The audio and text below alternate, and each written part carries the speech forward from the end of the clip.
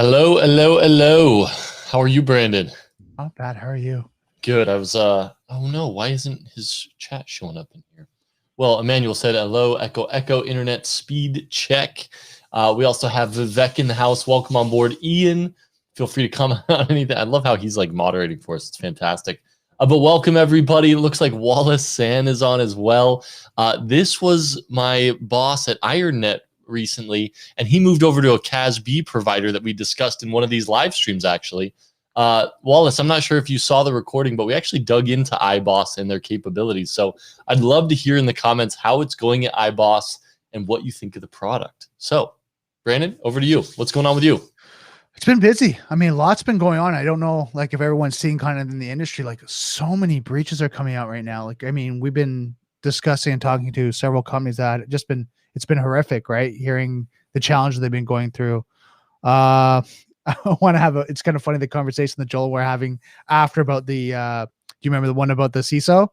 Yeah, I know. And then technical hat versus the actual business hat. Yeah, no, and it was funny. So Brandon was going, look, a lot of the CISOs, and we were talking about like career steps and getting to CISO and what that looked like. And was it 2 or 3 jumps from now, or was it the next jump? And I was talking about how I could be, I envision myself being a very technical, hands-on CISO. And Brandon goes, no. I just talked to Dr.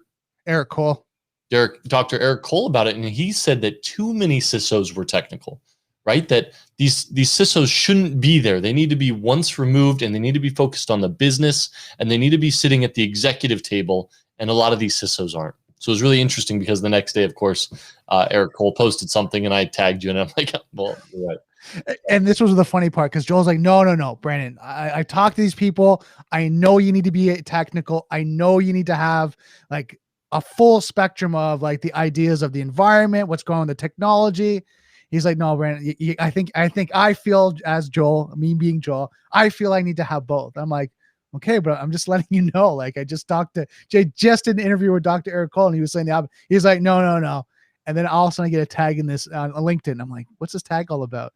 Sure enough, it's Joel tagging me on Dr. Eric Cole, listing the reasons why, the CISOs need to be on 1 or 2 circles, right? They need to be, in the executive board, right, in that area. And if they're not in that executive business mindset, they're not really a CISO, right? They're a senior level engineer, all that, which is not bad. It's just you're not a CISO, right? So we were talking about that, because I think the hard thing is, and anyone that is here a CISO is, I think what the challenge of that is that there's so much to think on the business side and the business strategies that you lose the acumen of having that technical ability, and you need the right team underneath you. Yeah, absolutely. And I'd love to hear what you guys say. It looks like Wallace is jumping off. You wanted to jump in and say, hey, thank you, Wallace. Wallace is saying thanks for all we do for the industry. Wallace, thank you for jumping in, and we wish you the best at your new role, and let's catch up soon. So also, what do you guys think about the CISO thing, right? Do you think a CISO needs to have technical acumen and be digging into the daily ops and what products you're implementing and what security controls you're jumping into? Or should it be really passing audits, getting certified, staying at the executive level board side of things? Curious, what do you guys think? Yeah, I'd love to hear your thought. I mean, what I would say is, from some of the conversations I've had, it is understanding the business risk, the business compliance, the business needs, the profit, on the profit centers and the cost centers and all that. They're looking at that and how to lock that down, secure it, and then implement strategies that the team then comes up with solutions, strategies, technologies to marry. And I think it's that top down, bottom up approach, right? Yeah, it is. Now, I think that's a really good place to share that next time, if you're open to it. Dr. Eric Cole's article, I think we should jump into content, but let's circle back around and show this to them, because I know we have some people who may eventually be CISOs of their own, right? Right. So let's do that. I gotta talk about some of the chat though. It looks like Emmanuel said we're on break next week. Yes, it is spring break next week. So take your evening, spend it with your family, enjoy some of the beautiful weather I know we're going to be getting here on the East Coast. So next week is spring break. The following week, I believe we are kicking off on the cyber and security live stream, right, Brandon? Yeah, we're working towards that. So actually, you guys are going to be back a part of even a bigger community that we're actually been asked to be involved in. I had a quick conversation with Neil, who's one of the coordinator and organizer of it. There's a lot going on there with, especially when it comes to cybersecurity testing, pen testing, technology, education, all of that. So we're now been asked to be part of that network to provide value. And we want to bring you guys over there as well to help you guys evolve in your careers from, if you guys are just starting out, to senior level guys that are just need to be, ear to the ground. Yeah, great ad. So I posted the link in the chat. I want to read a little more of the chat, but quick plug for Cyber Insecurity Stream. We saw this one guy who was recommending a bunch of good live streamers. And it was a list like this long, right? Yeah. Cybersecurity live streamers. Like, here's this massive list. And to be honest, guys, there are people other than me and Brandon. I know you may not believe it, but delivering good live stream content. Hold on. There's better people than us. I didn't say better. I said other. People. Oh, okay. No, and we love you guys too. I see some hearts flying on the screen, but this stream is meant to bring in and bring together a lot of those live streamers. So I have a buddy who's going to be doing an OSCP prep course. So for those of you who don't know, it's offensive security penetration testing certification, where it's kind of like hack the box. He's going to be doing his entire prep live streamed, and I'm trying to get him on Cyber Insecurity as well. So not just him, there's a ton of other live streamers. So jump on Twitch. If you don't have an account, I don't even think you need one, but it's good to have an account. Follow that live stream, and we'll still be sticking same time Tuesday, Thursdays, and knocking this out for you guys. Exactly, for sure. And then I noticed you guys, just to give you guys a heads up, the chat right now for us is now coming up in Restream. I guess it's because we were switching over from you did a previous LinkedIn today to this one. So yeah, and once again, we may have had that issue. So sorry, we'd be throwing your chat up, but we're going to be just talking to it. But David Greer said, for CISO, you definitely need business. David, welcome. He said, any executive I've ever met couldn't read a Wireshark and justifiably shouldn't. God. I know. Okay, hold on now, Joel. How does that feel to your core to hear that? It hurts my soul because, I feel like as a CISO, if you have an incident and somebody raises it up, you should at least be able to follow along. You're the chief information security. If you can't read the information being presented to you on a screen, I mean, it's not like Wireshark packets have changed a lot. I don't know. That's my 2 cents, but I know all I see is that technical hat coming on. So what are you talking about? Okay, so what is this? And where's the breach and what's going on here? They're like, no. Are we down? Are we losing money? Let's do this. Let's do another live stream on LinkedIn. We'll discuss just this with Dr. Eric Cole. Fair? Fair. Let's do that. Let's do it. Okay, real quick. Also, David Greer said he's coming for Vivek. Let's jump into the questions for the week. We got a $25 gift card on the line. So for anybody who's new, real quick, if you're just jumping in, smash the thumbs up button or the clap button. It lets us see who's in here. I'm seeing Anam Lee. Welcome, Vivek. Emmanuel, of course, is in here. I've got an Ian who's over at Microsoft. Who else do I have? I have Hishan here today as well. So smash the thumbs up or the clap button. It lets me see who is in here. And we're going to jump right into these questions. So the way we grade it, we're sticking with the same. The first one with the right answer gets a point. Mm-hmm. Right?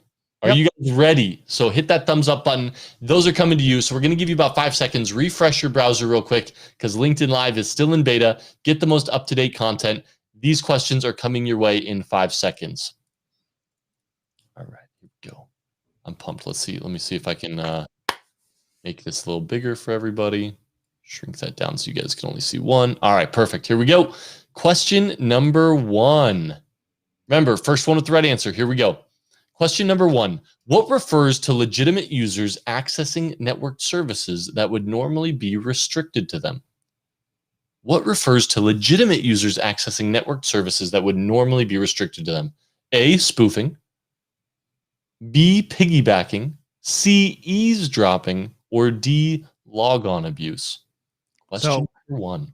So yeah, let's go question number. So what do you think, Joel? If you're looking at that right now and you're seeing those, how fast can you narrow that down? Yeah, well, piggyback is a physical one, jumping in through security, following on somebody's coattails. Eavesdropping is listening into a conversation. Spoofing is pretending you're somebody else on the network. It's got to be D, logon abuse. Exactly. And think about the B and C are actually physical. Right. And so Right. is, and yeah, and A is not accessing network services, right? It's pretending to be somebody else, whether you're spoofing a MAC address, something like that. So good stuff. Who do we have as a winner? Let me see here. I'm just checking here. Looks. Oh my. Okay. I think we have to give Vivek, at least some sort of kind of challenge. He But just keeps getting it so quickly. He was well, in there. punted his gift card last week over to Emmanuel. So Emmanuel got his gift card. He's on copper connection. He's not even on fiber. I don't know what else we can do to handicap him. So I think he has to count to 3. Like, I think just to make it fair, he knows the answer, sees it. He's got to count to like 3 or 5, right? no, Just to give no, every. it's all good. It's all good. I love the competition. It's going to make us sharper and quicker readers and answers. So we got David Greer with the right answer. Christine is in the house with the right answer. Hashan got the right answer. Well done. Poojan is in the house, but Vivek is up 1-0. You guys ready for question number 2? Yeah, oh yeah, for sure. Let's go. Let's do it. Here we go. Question number 2. This is a common security issue that is extremely hard to control in large environments. It occurs when a user has more computer rights, permissions, and access than what is required for the tasks the user needs to fulfill. What best describes this scenario? Brandon, walk me through these. So when you start eliminating, you're like excessive access, excessive permission. You can eliminate that because it's either rights or privilege, right? Has more computer rights, permissions, or access. Right. So you're looking at that as you're going through. The common security issues that is that it's extremely hard to control the large. If it occurs when the user has more computer rights, permissions, and access. So it's not going to be when they have that, they either have privileges or rights, right? So I'm going to go with D because they're not going to have access. They're not going to have permission. And D is right. And I actually really like this question because it stumped me. I said rights, right? So I said A, and it looks like a lot of people said A as well. So it got a lot of people. But this is good, right? Because this is what they're going to do on the CISSP exam, Security Plus exam, whatever it is. They're going to throw these curveballs in at you. So real quick, let me head back to the question 2. David with an A, Vivek with an A, Emmanuel with his first point on the board with the correct answer, D. Well done. Christine with an A, and then we got a number of others who got it right. So we got Ruchi, we got Hashan, Poojan, and Shonda Lane with the D. So I'm giving thumbs up to those right answers. Well done, guys. Round of applause to you guys for taking your time and getting that one right. It's all good. It's all good. We got a bunch more questions for you. Let's just keep rolling and we'll get a bunch in. So we got 2 on the board, Vivek and Emmanuel with the correct answers. Here we go. Question number 95. Which best describes information access permissions where unless the user is specifically given access to certain data, they're denied any access by default? A, implicit deny. B, explicit deny. C, implied permissions. Or D, explicit permit. Brandon? So which best describes information access permission where unless the user is specifically given access to certain data, they are denied? That's very key here. So it's not explicit deny. It's not implied permission. It's not explicit permit because they have to have denied. So it's implicit deny. That's why I would go with A. With A? It's interesting. We got A and D are the first 2 answers on the board. Let's see. Correct answer is A, implicit deny. Right. So implicit deny means the user is denied access by default. To be given access, they must explicitly be permitted access to the resource. So implicit deny is when, unless they're implicit deny. Did you get caught up on that one? I already did. So let's walk through these real quick because these are tricky. It looks like we got a bunch of A's, a couple of D's. Explicit deny means the user's been denied access to all the data. Implied permissions does not describe access permissions where unless the user is specifically given access to certain data, they're denied any access by default. An explicit permit means the user is specifically given access to the data. So correct answer, implicit deny. All right. Who got that first, Brandon? We got Vivek again. Vivek's on the board. He's up 2-0, but it looks like 2-1 against Emmanuel. But it looks like Raza got that right. Ruchi, Hashan, you guys are crushing it, guys. So well done. Keep it up. All right, here we go. Next question is question 96. Who is responsible for implementing user clearances in computer-based information systems at the B3 level of the TC-SEC rating? A, security admins. B, operators, C, data owners, or D, data custodians? Who's responsible for implementing the user's clearance in a computer-based information system? So I would narrow that down. I wouldn't say it's operators. I wouldn't say it's data custodians. I wouldn't say it's data owners because I would go with A. I would go with A. Security administrators are the ones that are going to be granting the permissions. So I got a D, I got a C on the board. I'm not seeing any A's. So is that your final answer, Brandon? That is my final answer. Security administrators is correct. So this typical security admin functions may include the following: setting user clearances, passwords, other security characteristics, changing security profiles, setting or changing file sensitivity labels, and setting the security characteristics of devices. Now it's interesting because setting file sensitivity labels could be the data owner, right?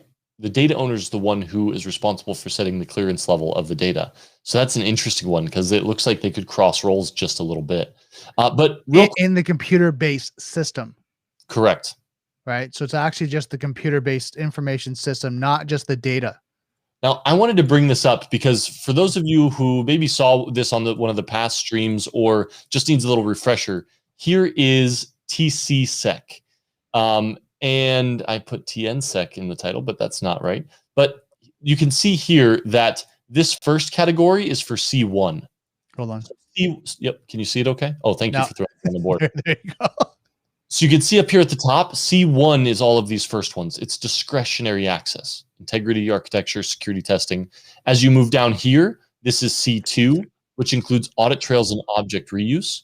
When you move down to this level, this is B1, which includes design specification verification, along with process isolation and system architecture, and mandatory access control. So B1 is when it gets into Mac.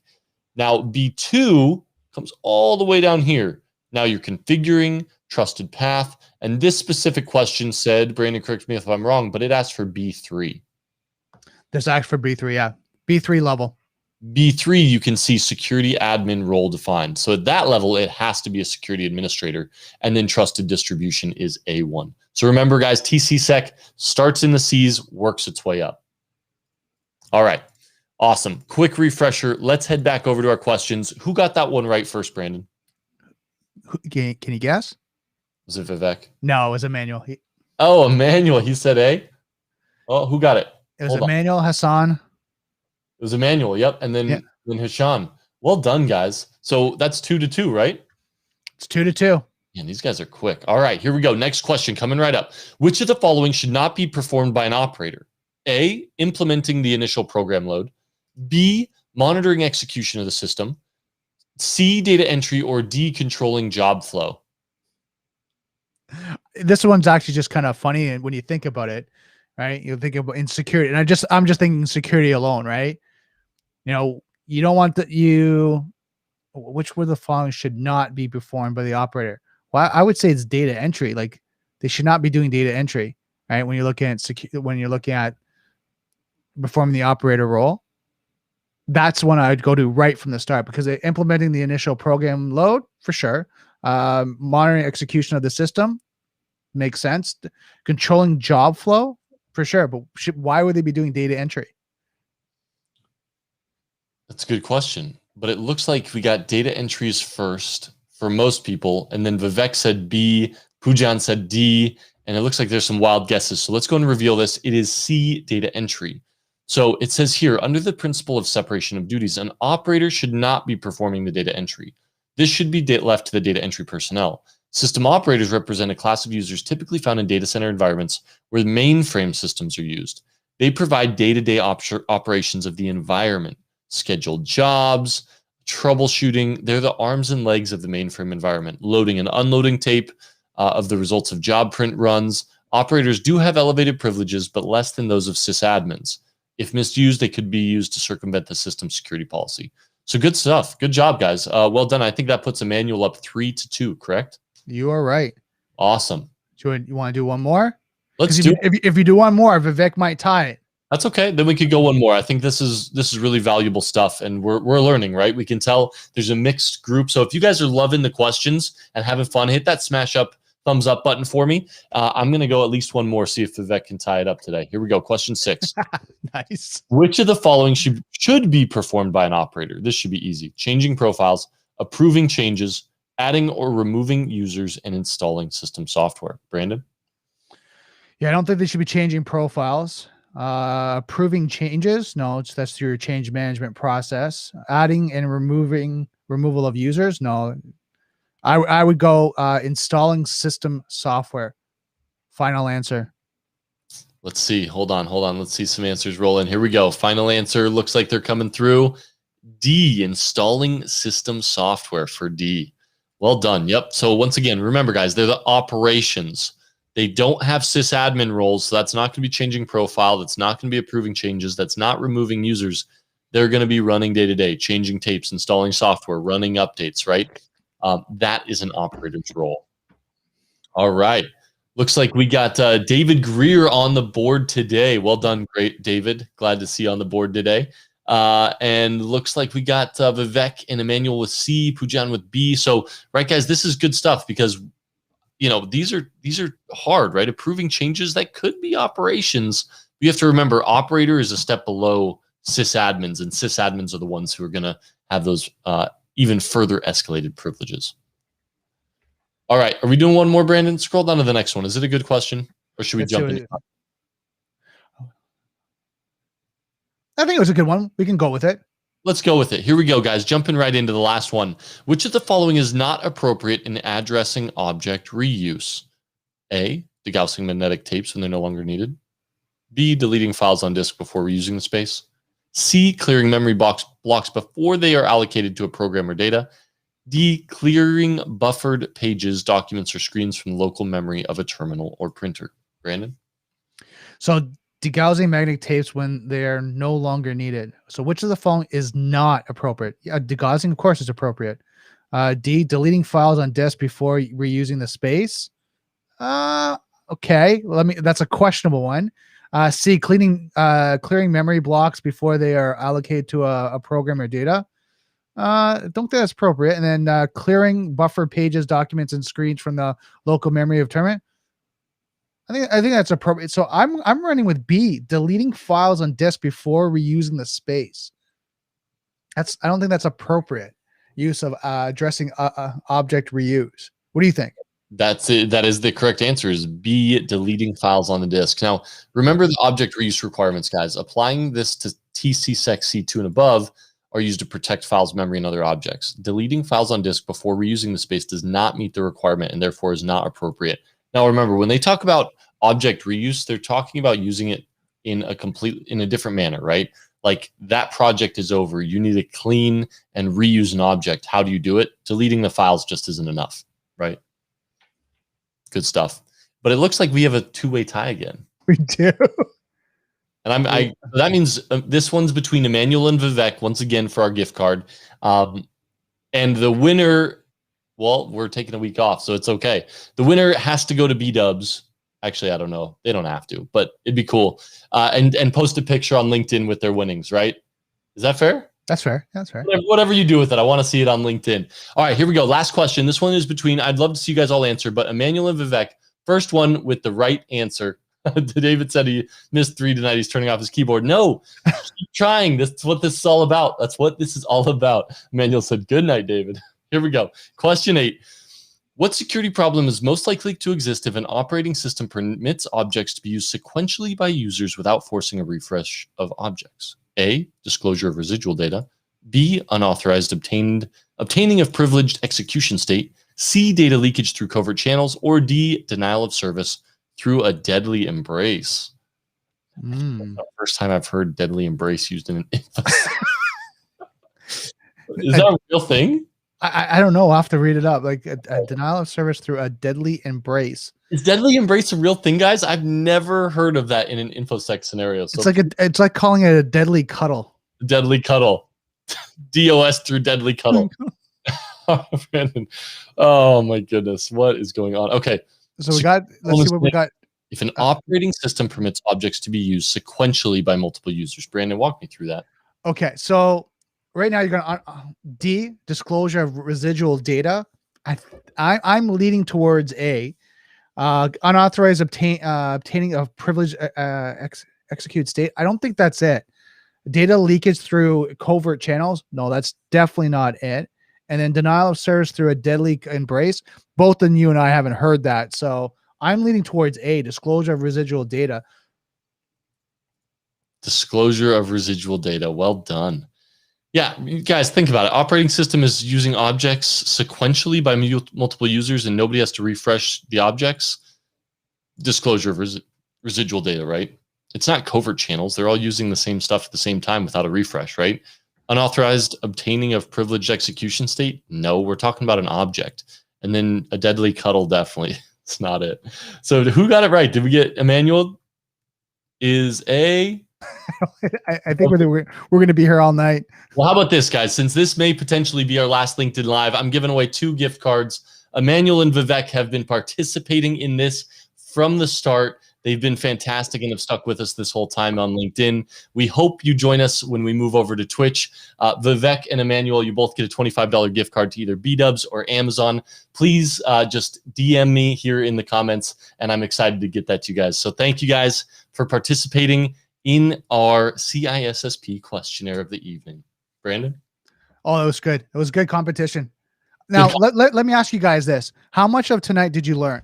Like when you're like going back through this, is this like a reminder, refresher, or are you guys learning something new as we're doing this? Yeah, I'd love to hear it. Hopefully you guys are having fun too. We want to make this fun, right? Cybersecurity doesn't have to be all incidents and disaster recovery plans, right? Now, before we jump off into the content, Vivek actually was like, this was kind of weird, right? The ISC squared code of ethics, like they put one thing in front of another. So I promised him I would actually talk to this before we go too much farther. So let's go code of ethics for ISC squared. And let's walk through this real quick. Here we go. I'm going to pull this up. Let's talk through the preamble and the code of ethics, because this is for sure going to be on anybody's exam who's going to take the CISSP. I actually, there were no tests available through May in my area. The only one available was this upcoming Monday, 8 a.m. So I'm actually taking the CISSP exam Monday, 8 a.m.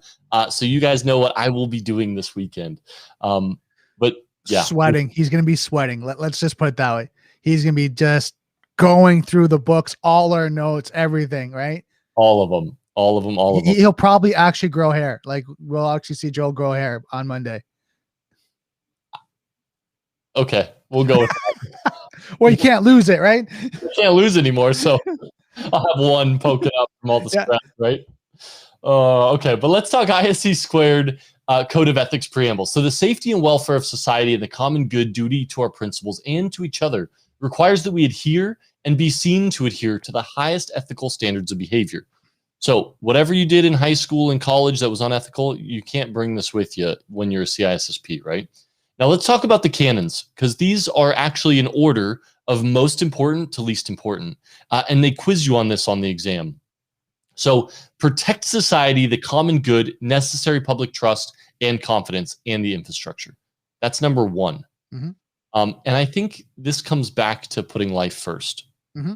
When it says protect society, the common good, those are the people around you. That's the common good.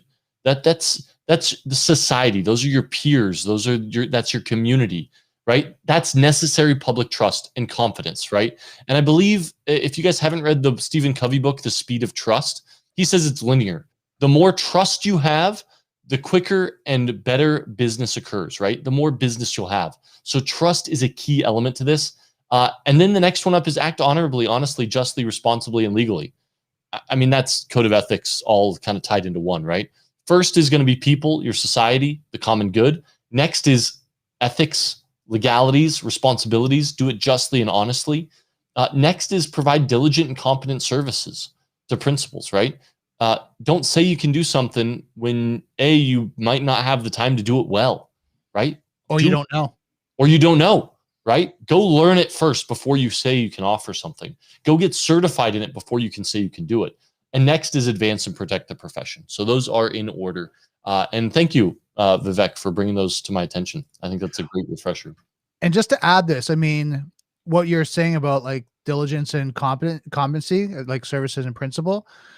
A lot of times, you know, as you're developing in the senior roles, it's not what you know, it's who you know, right? Bringing people into the team, bringing other aspects to it. I have colleagues that do that. That's more like when we talk about due care and due diligence, that's more important than you saying, I'll figure it out. And this is going back to Joel, I'm going to pick on him a little bit. That's the difference between the CISO role and an engineer. The engineers will go and figure it out. The CISO goes, I can't figure this out. Like I can't do my due care and due diligence, try to just make it happen. I need the experts. I need guys that know this, and I'm going to hire them on my team, get them in to be able to do it, because I can't take that risk. So I agree with you. So I've also met CIOs who are CISOs who have 2 guys on their IT team. Mm-hmm. You have to know, right? In that role, you would have to be able to do some of it because you just don't have budget to hire more people. So smaller environments. I get both sides of the coin. I do understand and I agree. Now, I want to thank you guys. Some of them are wishing me best of luck, said Vivek. Vivek said, it's an experience, not a pass-fail thing. And I 100% agree. No matter what happens, I'm going to come out of it a better person, more prepared. David Greer said, I don't do anything at 8 a.m. That's probably a good choice, but I was literally talking to Brandon as I was trying to book Saturday at like noon. Like it was a great time. Not this Saturday, next Saturday, I would have had more time to prep. And I go to submit it and the time was gone. It's like, oh, I'm a chatty Cathy and I lost the good spot. So now it's 8 a.m. Monday. Corey said, good luck. Manuel laughed. Yeah, they're all laughing at me. And then Peter said, he said he finished his in an hour 25. Good for him. Yeah. Very good stuff. So, all right, let's go ahead and jump into the content. You ready? Yeah, I'm ready.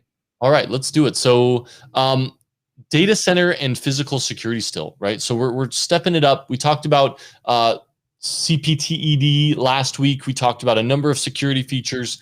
Now we're talking about data centers, right?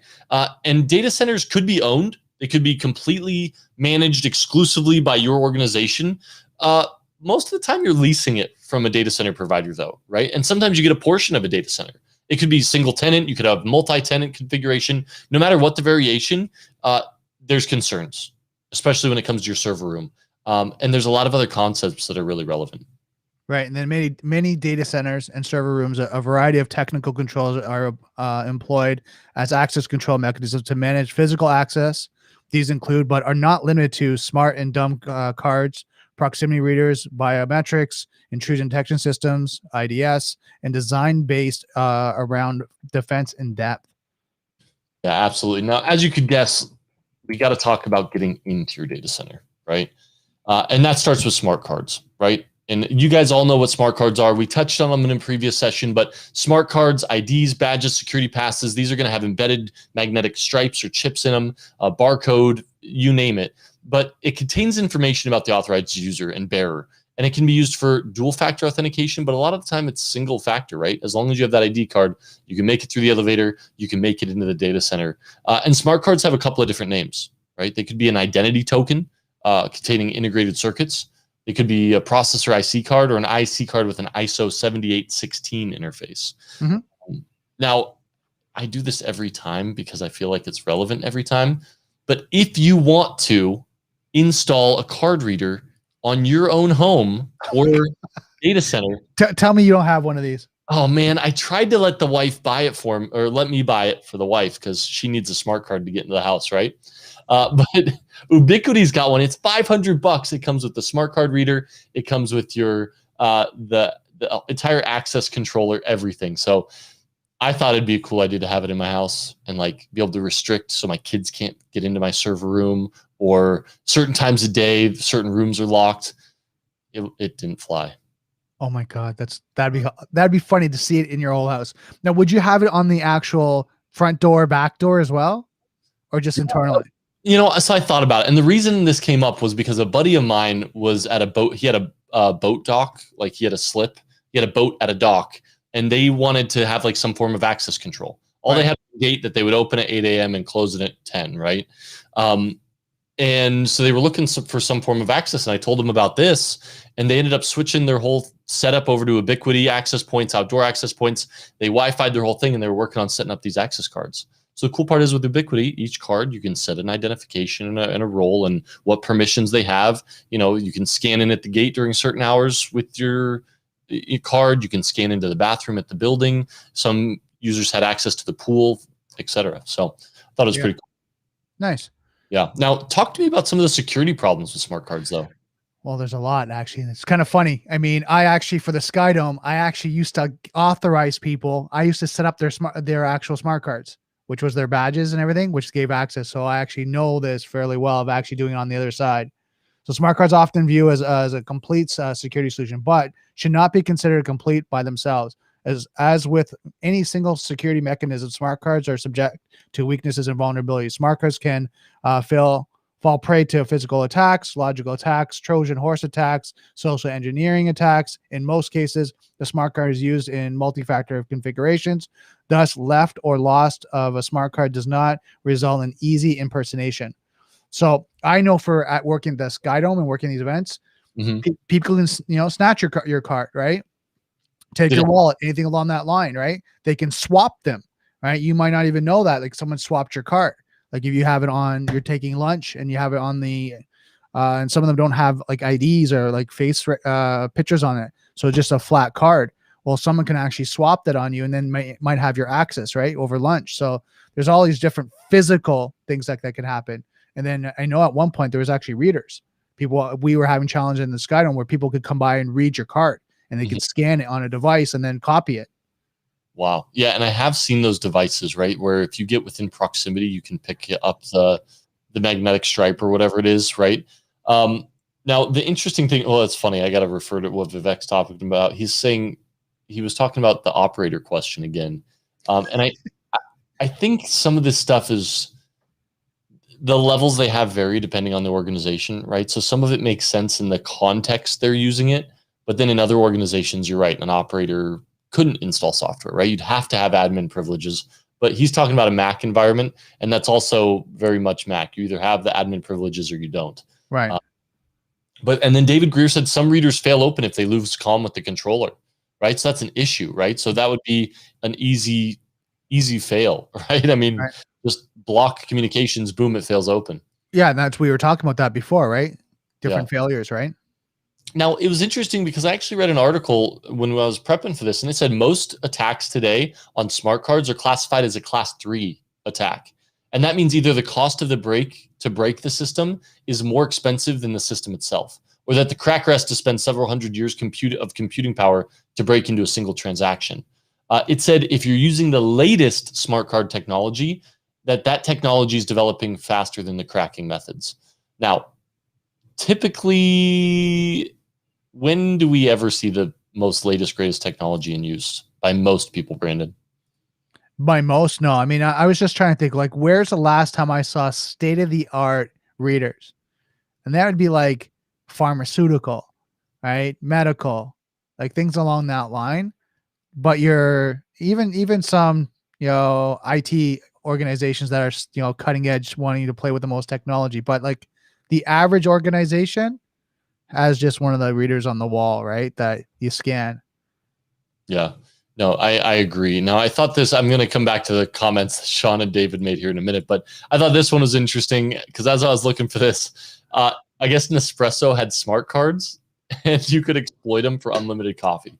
So I thought that was really clever. It turns out they weren't using the latest, greatest. They were using smart card technology that was affordable, that was 2008, that already had publicly exploitable code and a way to copy the card over and imitate them already publicly available. So that's an epic fail, but I love the coffee. Buzz Lightyear, good stuff. That's awesome. Right. Hit those comments in the chat for me, Brandon. Let's see what we got here. Caveat is admin gives permission. That's from Vivek. David, some readers fell open. We talked about that. Sean, Vivek, the question was more for the mainframe environment. David Gear, most mainframe operators I've seen cannot install software. There's a special technical people to do so. They might have been operators in the past. And then David Greer was saying, my grocery store has fingerprint readers on the register for staff to resolve issues. Nice. Also, hey, I want to throw this out for anybody listening. David Greer's joined us for the last few weeks, and he's wicked smart guy. He's looking actually right now for a principal security architect or security architect position.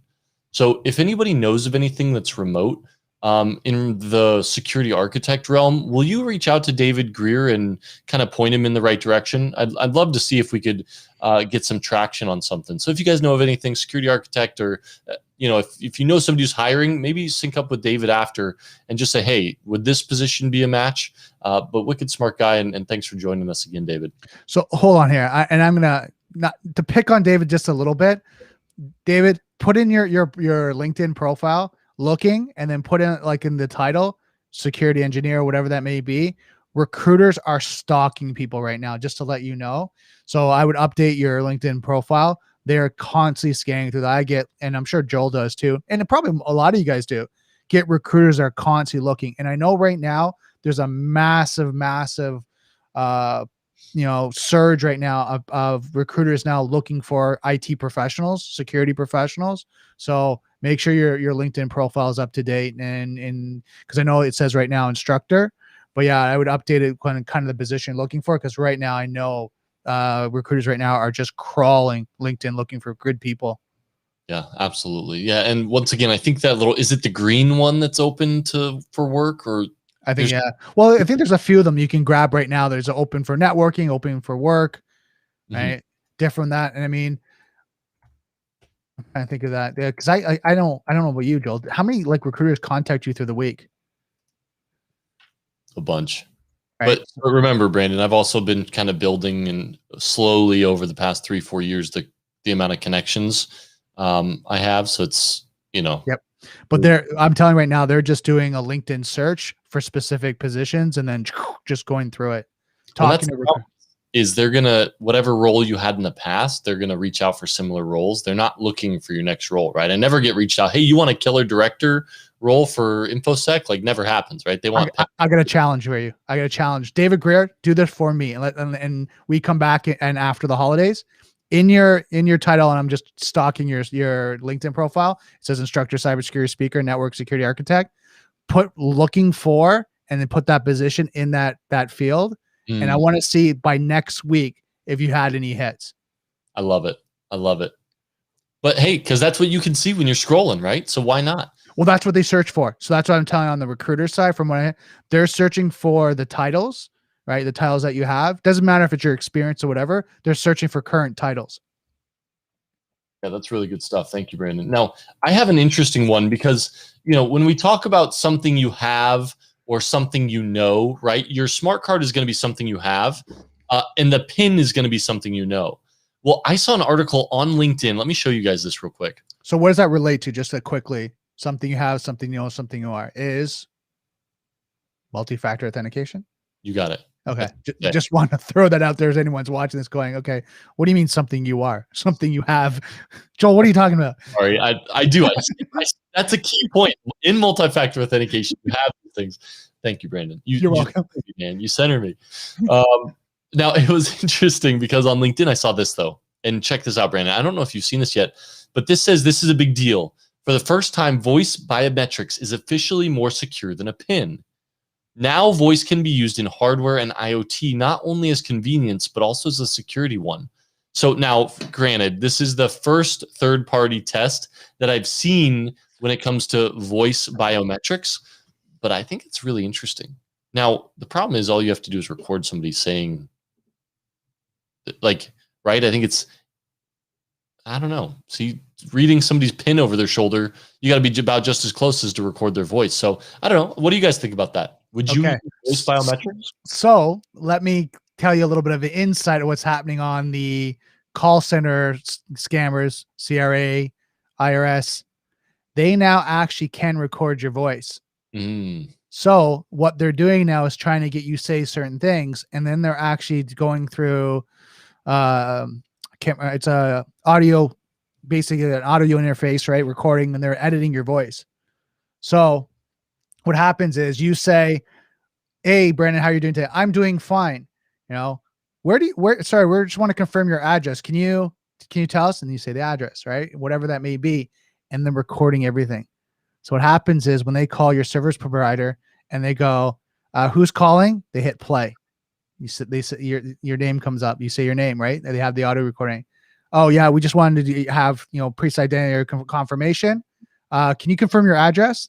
They hit play, and then you say your address. Yeah, and I know this because one of my friends got compromised this way through one of their service provider in Canada. That's scary, right? And it's something easy to do, recording your voice for certain words and then being able to replay them. It's simple. Now, we also have Gordon Triplett, and I actually I just connected with you this week, Gordon, but I saw your post and I actually looked up biometrics. When I found that voice biometrics, I was actually looking for Identikey and your technology, but I couldn't remember your company name. I saw a post that they did, and they have, and they call it multimodal biometrics, but let me show you this. I'm glad what are the chances that he hopped in? But their machine actually takes multiple sets of your biometrics, right? So I believe it can do retinal, it can do fingerprint, right? But I saw them, they were rolling around, I think it was Florida, but they had basically their truck with their device in there and they were showing it off. But I thought that was pretty cool that using multiple forms of biometrics to do and bring it into one identity. So pretty cool form of authentication. I could see that being used in a skiff. And anybody in a skiff, could you guys see that? I'd love to hear.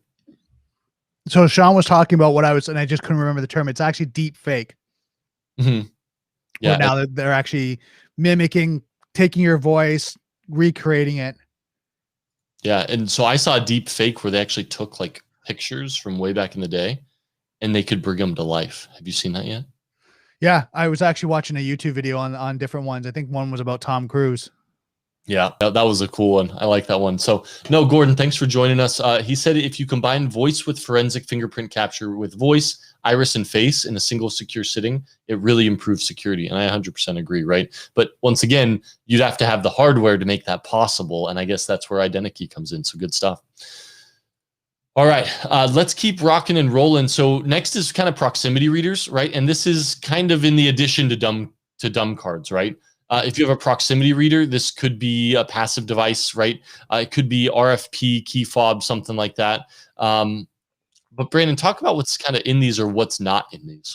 So the passive device has no active electronics. It's just a small magnet which specific properties, like an anti-theft device commonly found on a DVD. A field-powered device has electronics that activate when the device enters the electromagnetic field that the reader generates. A transponder device is a self-powered and transmitted as a single receiver by the reader. This can occur consistently or only at the press of a button, like a garage door opener or a car alarm key fob. Right. So which you brought up. That's awesome. Well, this is an example, right, of an RFID key fob. So once again, this is in the CISSP book. It's in the content. Proximity readers, they're talking about RFID or key fobs. And this one is a multi-factor authentication key fob. So you scan it, enter your PIN, and then boom, it works. Once again, so if somebody shoulder surfs you one day, swipes it the next, biometrics is definitely more secure than that, right? But it's an option. I'd still rather go with the Ubiquiti key card personally, but hey, who am I? All right, good stuff. So let's talk about access abuses. And I thought this was a fun one. The two main ones they talked about were masquerading and piggybacking. And actually piggybacking was one of the ones we already talked about. And Peter Franklin, are you still on? If you're still on, man, this one's for you. I saw this and I'm like, Peter Franklin would love this. And for those of you who don't know Peter Franklin yet, big Star Wars guy. But it said Jedi training passed down one piggyback at a time. So that's awesome. It's a terrible meme, but you will never forget piggybacking is kind of following somebody's coattails into their environment. What are a few things that would mitigate this, Brandon? So yeah, actually it's piggybacking as well as they call it tailgating, right? Correct. So yeah, I mean, there's the turnstiles. That's one thing you'll see. You'll see security guards, security access, different types of doorways, even at time-sensitive doors, right? You'll see in the sense of physical where, it almost shuts right behind you, right? So you can't get access. You have CCTV cameras, physical security, right? I know a lot of times you'll look at access points where you're going to a building and you have to swipe your card and there's actually someone right there, right? There's an actual physical security guard, right? So there's all these different ways to be able to, and then of course, when you get your card, making sure you as the individual are aware who's around you, right? Yeah. No. Yeah. And then Peter said man traps, right? I've actually seen those as well. Well, and here's the interesting thing is that they make man traps look a lot less man trappy these days. So I had to go to a skiff down with General Alexander, and what was that? A few months back. But it's basically like you walk into an office, but the door locks behind you. They have a secretary at the desk. All the other doors are locked in that room.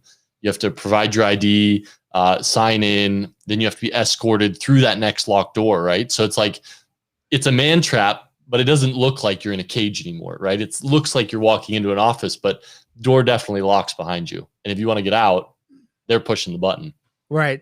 I was in one, and I'm sure people have experienced this, where you actually got into it. It was a man trap, and they scanned you. Your whole body? They scanned you, right, to see what you had on your person, right? And then you had to go. Then they would let you in. Wanded you? No, it was actually this machine scanned you, right, to see if what. So I was in this building, and it was a secure building. We were going in for a meeting, and sure enough, you had to put your phone, your keys, like your wallet, everything into this, almost like you go through TSA, and then you put it into this slot, and they're scanning that through, and then you have to go to this man trap, and you stand there, and they're scanning you, and you're kind of just standing there. You can't move, and you're locked in it. And then once they approve you, then you move through. It was like, holy crap. So for those of you who have flown in the near past, I was going to show this last week, but I just pulled it up again because I thought this was unbelievable.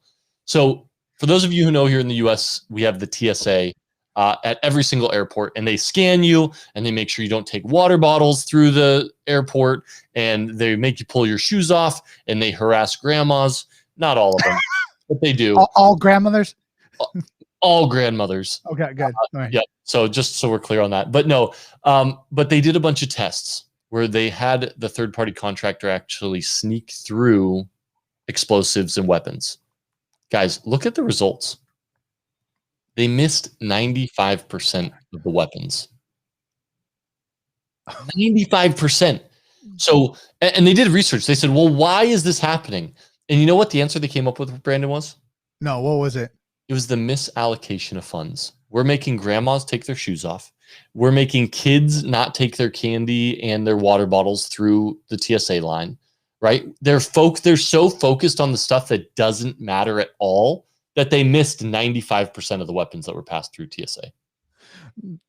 The guy that looks like he's from the Hell's Angel. No, you're fine, but grandmother has tweezers. Stop her, metal. Yeah, see, okay, so David said it. They check his mother-in-law every time, and she's 83 years old, right? Every time. Why? Like, you got to be careful. You got to be careful, those 83-year-olds. But look for the weapons. Okay, we'll leave it at that. Sorry, I get distracted. Squirrel. Okay, let's go back to physical security because that's where we're at. There's a few other terms you need to know for physical security. I think most of you are going to be very, very. Are these different? Ooh, these are different. I thought these were the same. But Brandon, I'm going to have you read through these real quick for me, and I'm going to dissect what's different about the second slide I have real quick. All right, yeah, because you got masquerading, right? Piggybacking, lock picking, visual auditing access, dumpster diving, reading, deleting deleted information from a magnetic media, and then physical protection is at the foundation of computer and network security. Now, it's surprising, like how many people don't think about dumpster diving. Yeah. Do you think about that, Joel? Dude, all right. So it was cool because when I kind of started information security, what talk was I at? Shoot, I forget the talk. I was at like a more local conference, but one of the guys referred me to a guy who did like YouTube videos, and all he did was dumpster dive. Right. And it's out there, and I'll have to find it. But the stuff this man would pull out of dumpsters would blow your mind. It was unbelievable. Access cards, password. I mean, documents with every bit of of PII you could imagine. Like, unbelievable. And I used to work at banks, right? I used to be a bank manager in my past life. And we took document shredding really seriously. Most organizations don't. Right. And I think as individuals, even security experts, you gotta have to have that thought, right? You have to think about the dumpster diving, right? I've seen people throw away like old, hard drives, memory sticks, you name it. Then even like paperwork, right? Without shredding it and sometimes even destroying it. Like I know one guy, he actually has like a house, and in the back, every year when he has to get rid of his papers, he shreds them and then goes in the back, and then he has like a bonfire, in the weekends, and then he burns it to make sure it's like completely destroyed. Yeah, and you should, right? Yeah, it drives me nuts. Oh, it was interesting. So over to the comments real quick, Brandon. David said, "See Brian Krebs. He calls it security theater, right? Right. It makes you nervous. So it's instead of actually being a preventative measure, it's a deterrent. Right. Is what it really is, which is pathetic, but it's true." And Sean Delane said the shoe bomber is never going to happen again. Yeah, the shoe bomber and underwear bomber aren't going to make it in, but you could put it in your bag, and I guess they're going to miss it. Tape it to your chest. Yeah, the chest is fine. Back of the neck, shoulder, they only wave the wand here. So no, I'm kidding. I know they play a important function. Also, David, you said that you pulled a CCIE lab out of a large bank's dumpster. Can you link what is a CCIE lab? It sounds important. But yeah, give us more details. I got to know. He said some of the configs were still in place, so I know their enable password. Yeah, I want to know what a CCIE is. Please give me details. Now, in addition to all of this, right? Cisco. What? Oh, Cisco. Gotcha. Right? Wouldn't it be Cisco? I think so. Well, let's see what he says. But also pairing these security controls, like with what Brandon said, as he skipped ahead earlier, CCTV, right? You need to have the logs, the paper trail from your smart cards, from your RFID fobs, and you have to be able to pair it with your CCTV. Because what if they have the right fob and the right PIN code? You'd think the right person came in, unless you have the CCTV to back it up. Now, also, heads up, SOC 2, if you want to be SOC 2 compliant, we just went through the audit for that about a year ago, and they made us keep, I think it was 30 days of CCTV records. We were only keeping it for like 10 days, so we had to bump that up and get additional storage for that. So a little insight for you guys, if you guys haven't worked with CCTV cameras, a lot of times you'll have your access logs and you have your cameras, and they'll actually mirror up. So when people are swiping into different areas, you can actually look at the time log when they logged in the actual video. So it's actually timestamp between the actual access point and the actual camera. So a lot of the more advanced ones, you can actually go back and do a search and find out John accessed his office at this time, and you can actually see the video. So it'll just link the two. That's how it should be, right? Right. Cool. How are we doing on time? It's 8:30 already. Time flies when we're having fun. We are having fun, but we got to keep rocking. Let's jump through. Next is media storage facilities. So guys, we're going to try to cram a little more in today. The more knowledge, the merrier. But media storage is huge, right? It's designed securely to store blank media, reusable media, installation media, whether hard drives, flash memory devices, optical discs, etc. New blank media should be secured to prevent someone from putting malware on it, right? Right. And then media that is reused, such as thumb drives, flash memory cards, or portable hard drives, should be protected against theft and data remediates recovery. Data remnants are the remaining data elements left on storage devices after standard deletion and formatting process. Such a process clears out the directory structure and marks clusters as available for use, but leaves the original data in the cluster. A simple undeletion utility or data recovery scanner can often recover access to these files. Restricting access to media and using secure wiping solutions can reduce this risk. And the other thing that can reduce this risk, a drill right through it. Well, yeah, but this is for reusable media. I know. Yeah. But if I'm saying, like, if you need to destroy it. I gotcha. No, so guys, what we see a lot is this, right? Yeah. So by the way, if you want to reuse your media, do what Peter Franklin does. Wipe the media, even if it's new before you use it. Wipe it, even if it's reused, right? If somebody said they cleared it already, trust but verify. If you want to reuse the media, taking a drill to it. Brandon. Well, you won't be able to reuse. I get that, but I'm just saying, like, right now. And then one thing I think is hard, and correct me if I'm wrong, unless it's in your internal environment, you got to be really careful about reusing media anyways. Yeah, but most of the time it is going to be in your environment, right? And even if it's federal government, like they they want to reuse it. If it's top secret, they can never reuse it, right? But you want to be able to the cost does get expensive if it's a large amount of media. Now, what we always recommend, guys, is use one of these safes. You got a media safe, right? Fire resistant cabinet that's rated for an hour or 4 hour of fire resistant, whatever it is. But get a media cabinet. It doesn't have to be anything crazy expensive. It's probably about the same amount as a gun safe. But use this. Have one for new media. Have one for stored media.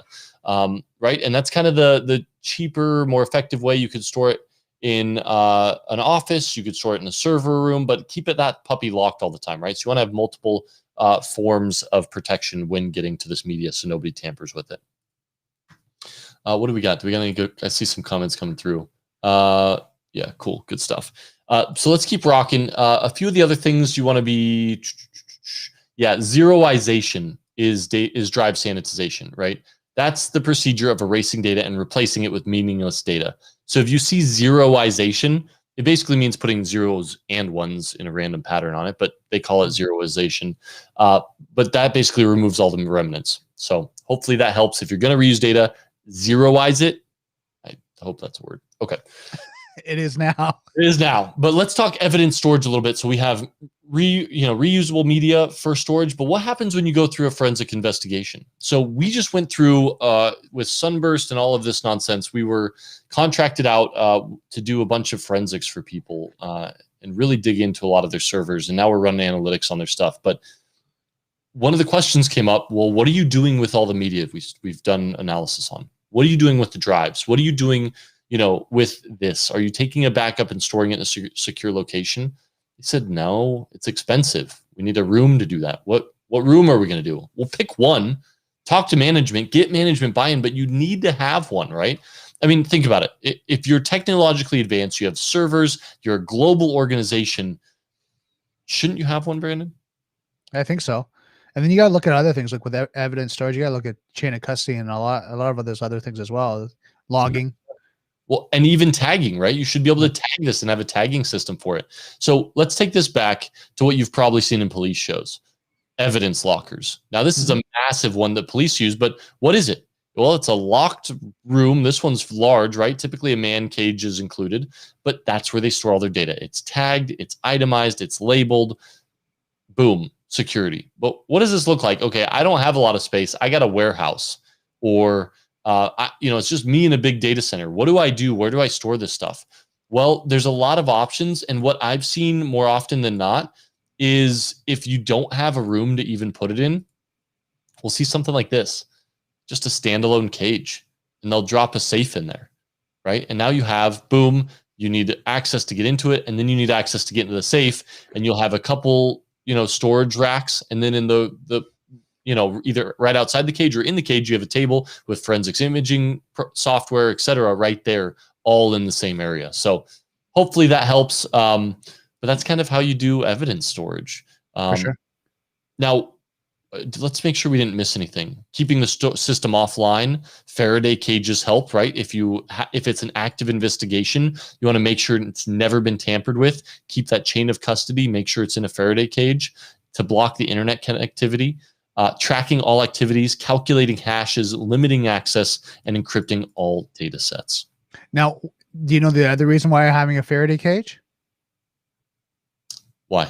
So someone can't come by and remotely wipe anything that's actually in that storage too on the other side, right? Spot on. Right. Magnets, anything along that line, right? Exactly.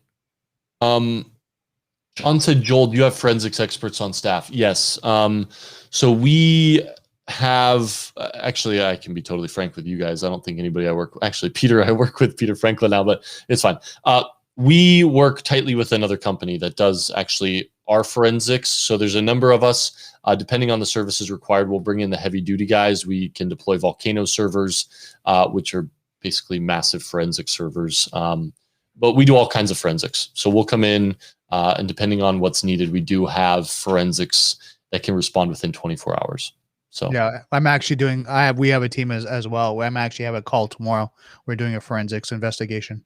Nice. Very cool. Yeah. So, right. Those professional services they're key when needed, right? 100%. Now I want to talk about just real quickly, and then we'll kind of wrap up. I think we're just about A wrap. Yep. Okay, cool. What do you do about storing of logs? Are you going to download all of your logs and put it on a hard drive, Brandon? What do you do? Yeah, I mean, there's different things. I mean, depending on the size of the company too, right? Mhm. Right, a smaller company, they might have just a external drive that they're using. Right, they have to back up and make sure there's in redundancy. But other than that, I mean, you got your clusters. You got a lot of different areas you're going to be storing. I know one of the solutions I heard just recently is SOC 2 storage, right, where people actually update their logs into the cloud, but it has to be SOC 2 compliance. Yeah, absolutely. Now I want to show you guys something real quick. Okay, I think this is a good one. Cool. Yeah, and sorry, this isn't a really good picture, but I wanted to at least share this with you guys. One of the things that a lot of these sims are doing, and can I make that bigger? Is it going to let me? Cool. Splunk has something called Smart Store. And what it is, it's an indexer capability that provides a way to remote object stores, such as Amazon S3 or GCS, to store index data. So what that means is you have all your logs in your sim. This is an API call that you can basically roll your indexes off into Glacier storage for cheaper storage. Because I don't know if you know this, Brandon, but like a lot of people using Splunk are using like the majority of their security budget on it. Right. Like it's insane how much they're charging. So like being able to roll that into a more long-term storage and set storage life cycle policies around it is huge, especially when it comes to auditing data. And Sunburst is one of the things I'm recommending is, guys, 6 to 9 months of log retention is no longer enough. It's not enough. You have to be able to reference more. You need to be able to use technology, and the storage costs, have life cycle policies for your storage so you can save. You can put stuff in Glacier storage where you can still retrieve it. It may take some time, but you can do it right out of Splunk. You can do it right out of these sims and source. So, also depends on compliance, right? Yeah, absolutely. Sometimes, I mean, you have to be for compliance, you have to store your logs for a certain amount of time, right? Yep, 100%. And Sean says he uses Azure Sentinel. Sean, I'm pretty sure Azure Sentinel already has that built into Azure storage, right? So you don't need something like Splunk where it can connect to S3. You can already set lifecycle policies to roll those off into longer term storage if you don't need it right away. And then Vivek he's an Elasticsearch guy. I dig Elasticsearch. It takes more maintenance, right? For sure. And then Peter Franklin said 18 months of log retention. So I agree. I think even more than that couldn't hurt if you can get a good deal on long-term storage. For sure. Hey, Brandon, you guys feeling good? I saw some claps and thumbs up. I love it. I mean, I think it comes down to looking, and this is when you're looking at sims, and I'll use that for an example because I mean, this is a lot where we have a managed sim solution. Mm-hmm. A lot of times, that's one of the concerns that a lot of the clients don't take into consideration is the actual logs, and how they're going to store it. Is it going to be on-prem? Is it going to be in the cloud? Is it going to be a hybrid solution? What does that mean? Like you said, and once they look at the cost of it over time and distance, like great, the initial installation and deployment, and not over time and distance, it starts to increase. And then they look at the data storage, and as the environment grows, it starts to grow too, right? So there's all these different factors. Yeah, no, I agree. But Brandon, did I lose you? No, just handle it for us. You're managing it for us, right? Right. Just figure it out. I don't know on-prem cloud. What are you talking about? Just take my logs. Yeah, here we go. Oh yeah, and it's X amount of dollars. What?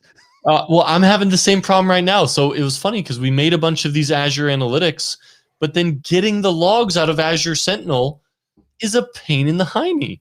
Right. So it's like you'd think we'd have logs figured out by now, but it's just not as simple as it should be. So David Greer, I want to know, he said he fired an admin because of 2-year-old logs on router changes.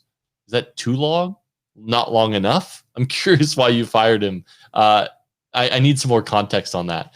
Peter Franklin also says 24 months for good playback because sometimes you need to find the test attempts. I agree. Now, that's a job for your sim or SOAR, right? Is to keep those logs and roll that off into long-term storage. Convert those logs to JSON and send it to me. Well done. All right, guys. We could chit-chat with you guys for days. We love you. Guys, have a great spring break. Enjoy some sunshine. I know most of us are stuck in the basement. Brandon's got a nice view. What's up? Follow us. Make sure you follow us just so you can keep up to date what's going on if and when we convert over to cyber and security. We're looking at on the Tuesday, which will be our next of daily cyber. Do you have that on the calendar, Joel? It's gonna be so I believe The we're back on the 16th. It's still TBD whether we're going to Twitch or not, but we will post a couple days up front on LinkedIn letting you know if we're moving over or not. So there will be some marketing. I don't like marketing. There will be some content that'll be letting you know we're switching to Twitch. So follow both of us, connect with us on LinkedIn, and then you'll see it from both Joel and myself. We'll keep you guys up to date next week on what in the changes. And then if we're here on LinkedIn, perfect. On Twitch, you'll still know either way. And hopefully I'll be CISP certified. Thanks to you guys for participating with us and learning right alongside me. We love you guys. Have a great rest of your evening and happy spring break. See you guys.